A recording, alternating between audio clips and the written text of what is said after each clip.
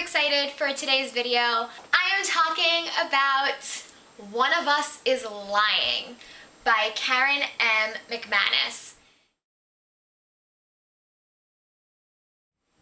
This is one of the books I got early at YALLFest. I am recording this in January. I read this about a week and a half ago, maybe a little bit more, and it comes out in May. So you are not going to see this until May, but it is currently January. Weird, huh? So I'm coming at you from the past. I don't know. Anyway, this is a really fun book. It is Gossip Girl meets The Breakfast Club meets Pretty Little Liars. Sounds crazy, right? The book is about 5 people who end up in detention together. They all got detention for having a phone in their backpack in this class where you're not allowed to have phones in your backpack, and the teacher actually checks their backpacks, which isn't allowed, but whatever. So they all claim that they didn't really have a phone in their backpack and they're not that stupid, but somebody planted a phone in their backpacks.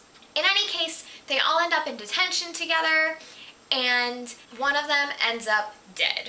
Now, the one that ends up dead is the person that keeps a website that releases information about all of these people, a la Gossip Girl. Now, the post that was supposed to come out like the next day features the 4 other people in detention, giving all 4 of them motive to kill him. So the rest of the book is kind of a whodunit about who's lying about different situations, and this is where it becomes a little bit more Pretty Little Liars because everybody's lying, but I guess one of us is lying more than everybody else in a way, hence the title of the book. But really, everybody's lying about something. Simon is the one that was creating the web post about all of the others, and he dies. And they all have a motive.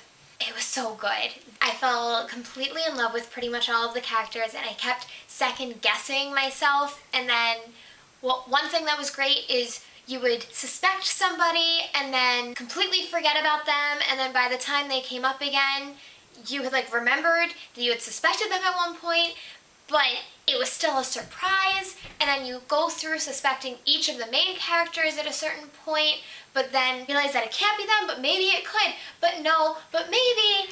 It was fantastic. I adored this book. It kept me guessing. It was so much fun to read. It was both predictable and unpredictable at the same time, which you don't see that often and makes it a lot of fun, because one thing I like about predictable things is if something's predictable, it usually means that I want it to go where it's going. But when things are unpredictable and keep me at the edge of my seat, that's obviously also good. So this was able to do both at the same time, which made it extremely enjoyable.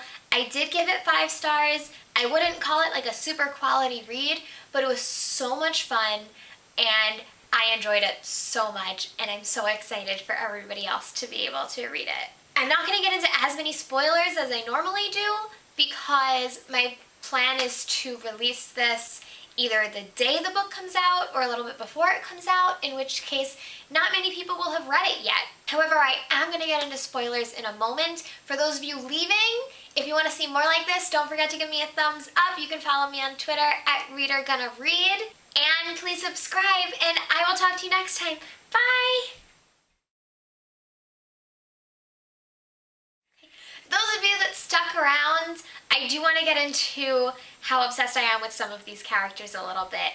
Bronwyn was my favorite. I think I just related to her the most because I was kind of a little dorky and nerdy in school, but not nearly as smart as her. And I feel like her mistake was the most innocent. No, that's not true. Bronwyn was my favorite girl. Cooper was definitely my favorite guy.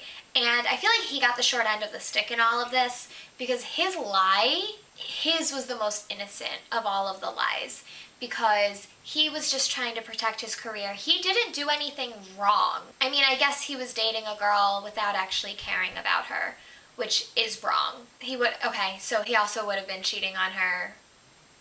I didn't think about that part. Okay, so whatever. I loved Cooper. I loved Bronwyn the most. Addie took me a little bit longer to get into, just because I think I was kind of mad at her for being so dependent on Jake, who I never trusted, by the way. I wasn't sure if he would actually end up being part of it or being the murderer. It didn't really make sense to me. Oh, I want to talk about Jake. I hate Jake. This guy, first of all, who on earth finds out that somebody is planning to kill himself or to cause his own death and doesn't try to stop it? Like, I get that they weren't friends, and I get that he wanted to be a part of this thing to get back at these people that had hurt him, mostly Addie, but who the hell is just like, oh, you want to kill yourself and blame it on these people? Okay, awesome. That's great. Are you kidding me? That boy better get convicted of all sorts of things. Oh my gosh. Like, Janae had the normal reaction, freaking out, trying to convince him not to, refusing to participate in this whole thing. She should have told somebody, though, instead of just being like, oh, well, now he has somebody else, so he's gonna do it anyway. Oh, well, no, tell someone, do something, get him into a hospital, do something. Sorry, anyway. But then Jake, that was first. He should have done something when he found out that Simon was planning to commit suicide. Second of all, he then finds out about Addie and tortures her for it, while pretending that everything's cool. He purposely makes her be around the person that she cheated with, and it's destroying her inside. I'm sure he can see the guilt, or he wouldn't have done that. And then he pretends like he has no idea, sleeps with her over and over again, basically now using her for her body because he doesn't give a crap about her anymore, and he's planning to frame her for murder.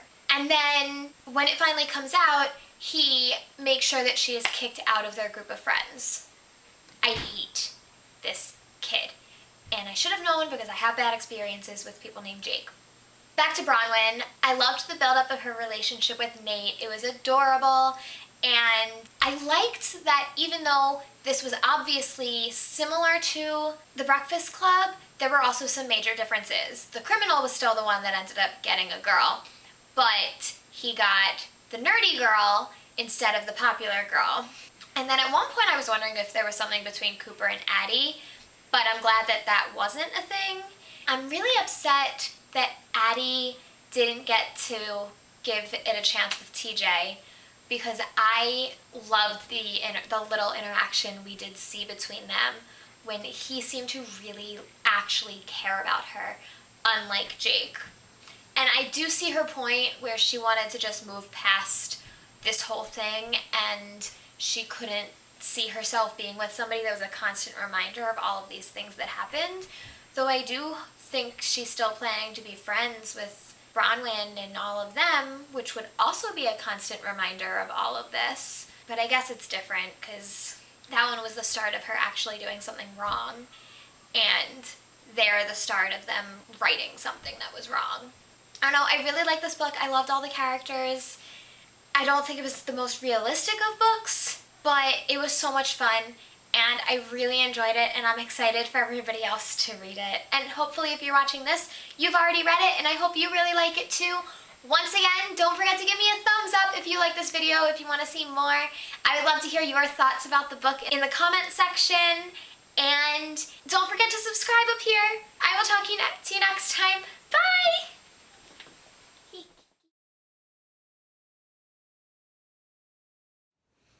Hey, Ellie and Dobby here. Like the video? Come subscribe. Do it right now. Click it.